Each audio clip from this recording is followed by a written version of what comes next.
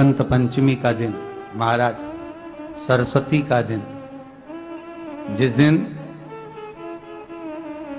जो बच्चा पढ़ने में कमजोर होता है उसके हाथ से बसंत पंचमी के दिन सरसों के 31 फूल शंकर जी को चढ़ा दिए जाते हैं तो बच्चा पढ़ने में अव्वल निकल जाता है।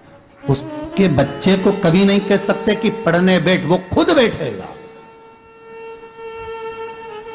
केवल आज बसंत पंचमी का दिन, एक ही दिन चढ़ता है। और बाकी के सरसों के फूल आपको मालूम है कि रोग मुक्ति के लिए तो होते ही हैं। ये तो आपको पहले भी वर्णन किया महाराज कि जब कोई एकदम रोग आ जाए और डॉक्टर एकदम बोल दे कि ये रोग भारी आ गया है और इसकी जांचें जाएंगी और फिर ये कुछ भी हो सकता है, तो क्या करा जाता था कि 108 सरसों के फूल लाकर तुरंत शंकर भगवान को चढ़ाए जाते थे महाराज।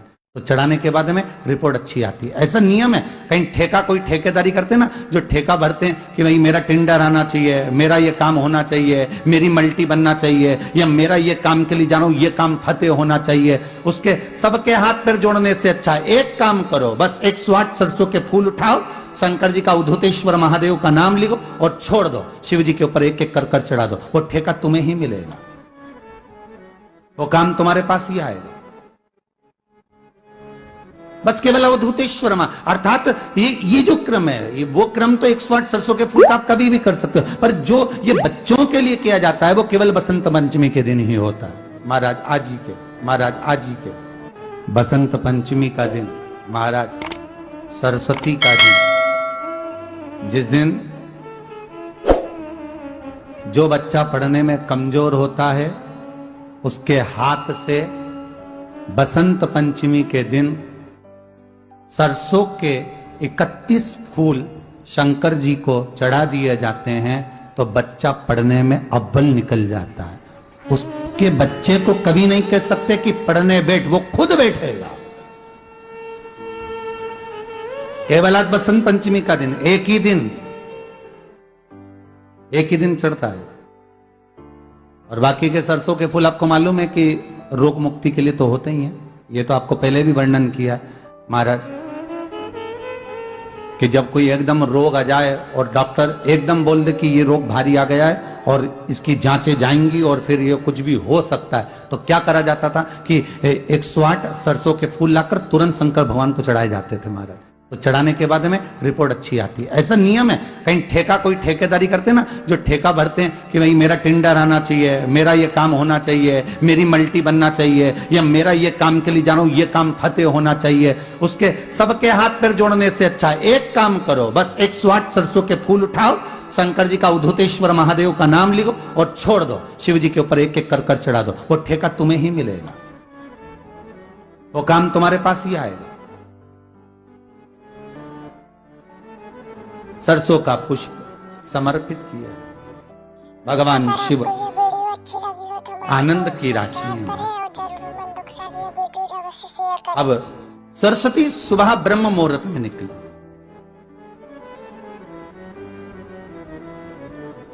और सरस्वती जब ब्रह्म मुहूर्त में निकलती है, वेद और माला लेकर स्मरण करती है महाराज,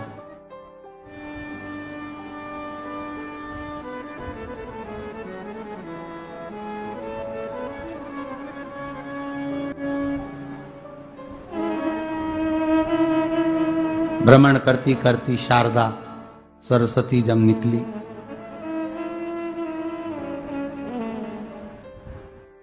शिव महापुराण की कथा कहती और गर्ग संहिता कहती है, जैसे जैसे सूर्य का प्रकाश तीव्र होते चले जाता है, सरस्वती उस प्रकाश में आनंद बिखरती हुई, वीणा के स्वर देती हुई माता सरस्वती गाती गाती पितरों के समय से पहले ही आलोक हो जाती। अगर आपको ये वीडियो अच्छी लगी हो तो हमारे चैनल को सब्सक्राइब आलोक हो जाती और जरूरतमंदों के साथ ये वीडियो अवश्य शेयर करें।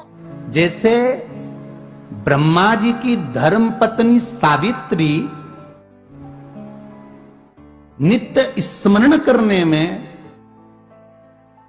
भगवान की सेवा में तत्पर रहने वाली है, और ब्रह्मदेव सृष्टि की रचना करते समय ज्ञात करते हैं कि सावित्री मेरे साथ होने के बाद भी ये सृष्टि की रचना नहीं होती, तब ब्रह्मदेव सरस्वती को प्रकट कर दे। शंकर भगवान पर जब जल चढ़ता है, आपको पहले भी वर्णन किया कि मान लो ये गोल जलाधारी है, इसके ऊपर ये शिवलिंग रखा है, ठीक है, और ये भगवान शंकर का शिवलिंग है। ये दो चरण जहां से बीच में से पानी जमीन पर जाता है, यहां चढ़ाओगे शिवलिंग पे पानी, ये चारों तरफ घूमने के बाद ये नीचे जाएगा। अब आपको पहले भी कहा, ये दो चरण जो है सीधे भाग में गणेश जी का स्थान है, उल्टे भाग में कार्तिकेय का स्थान है। जहां शिवलिंग रखा हुआ है ये पार्वती जी के हस्तकमल है, और बीच में एक मोटी सी लाइन है जहां से पानी नीचे गिरता है, मोटी सी लाइन है, वो अशोक सुंदरी का स्थान है।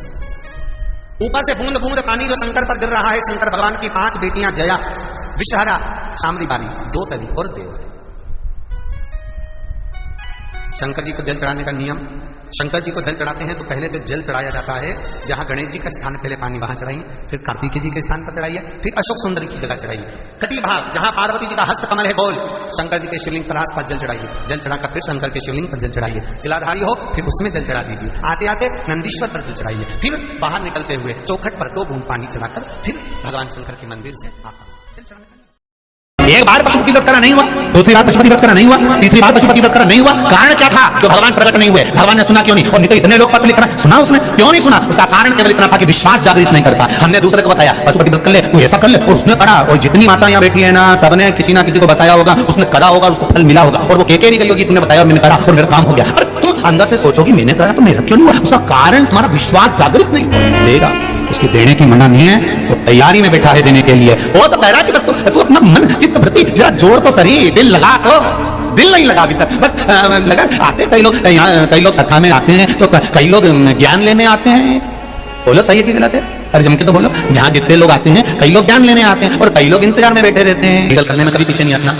कहीं सीओ वाला महाराज झूठ तो नहीं बोल गया, इसलिए प्रैक्टिकल तो कर लिया। प्रैक्टिकल करने में भी बोल पीछे मत हटो तुम तो। जब कभी पेट में बहुत तेज एकदम दर्द उठ जाता, बहुत दर्द उठ जाता, और किसी भी तरह का दर्द, और आपको लग रहा है कि बहुत दर्द उठ गया, महाराज एक पात्र में जल लीजिए, जल लेकर अपने घर के अंदर कहीं पर भी मटका होता हो, हंडा होता हो, रसोई घर में कहीं ना कहीं तो पानी रखते हो।